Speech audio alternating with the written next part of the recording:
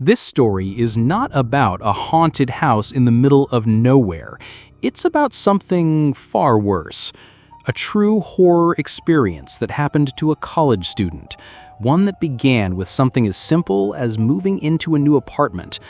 But what lurked in the shadows of that place was never supposed to be seen by the living. I was 19 when this happened. It was my first year living off campus at a small university in New England. Rent was expensive, so when I saw a cheap listing for a basement apartment in an old Victorian house just outside of town, I jumped on it. The landlord was a tired-looking older woman named Mrs. Garner. She didn't say much, just handed me the key and told me to keep the lights on at night if I ever felt uneasy. I laughed it off at the time, thinking she was just trying to comfort me about living alone. The apartment itself was small but cozy. Low ceilings, a cramped kitchen, one bedroom, and a narrow hallway that led to the bathroom. The only thing I didn't like was the single tiny basement window that barely let in any light. But I brushed it off.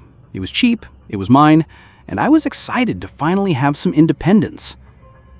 That first night, though, something felt strange.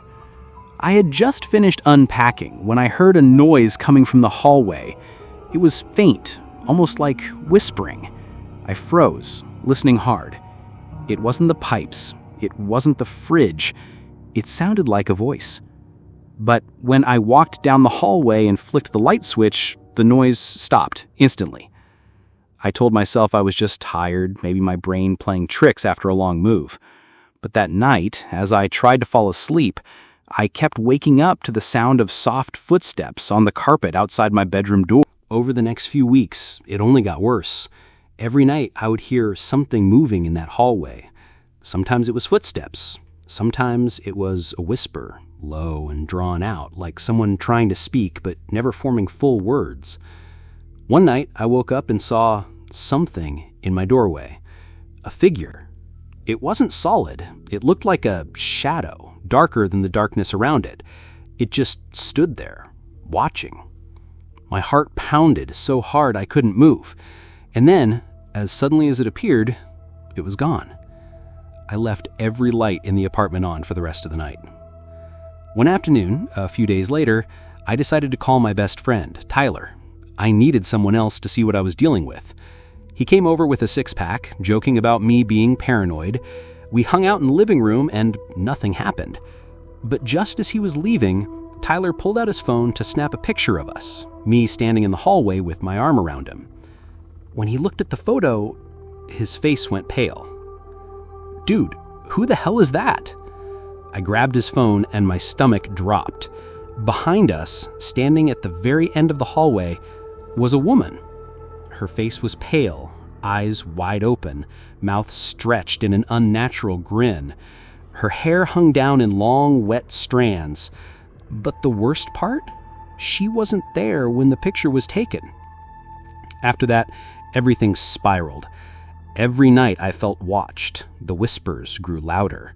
Sometimes I would hear my own name being spoken in that low, rasping voice. I tried to confront Mrs. Garner, the landlord. I showed her the photo, demanded to know who had lived there before me. Her face went cold. She told me she didn't want to discuss it. But just as she was closing the door, she whispered, "Don't look at her directly. That's how she gets in." I didn't sleep that night. Every time I closed my eyes, I saw her face, wide, staring. The breaking point came about a month later. I woke up around 3 a.m. to the sound of my bedroom door creaking open, slowly. My heart dropped.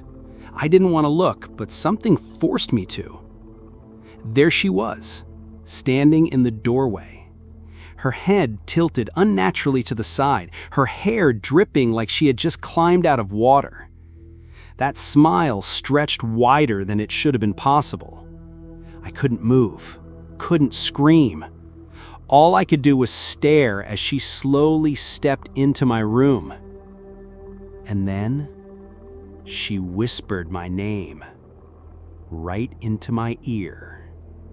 But her lips never moved. That was it.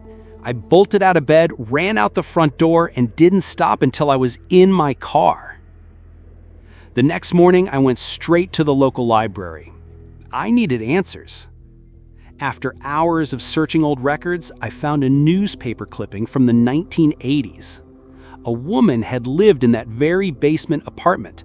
She had drowned in her own bathtub under mysterious circumstances. Some say it was suicide. Others believed something darker had happened. But the picture in the newspaper made my blood run cold. It was her, the woman from the photo, the woman from my doorway. I moved out the same week. I didn't care about breaking the lease. I didn't care about the money. I just needed to get away. But even now, years later, I still can't sleep without a light on. Because sometimes, in the corner of a dark room, I swear I see her. Just watching. Just smiling.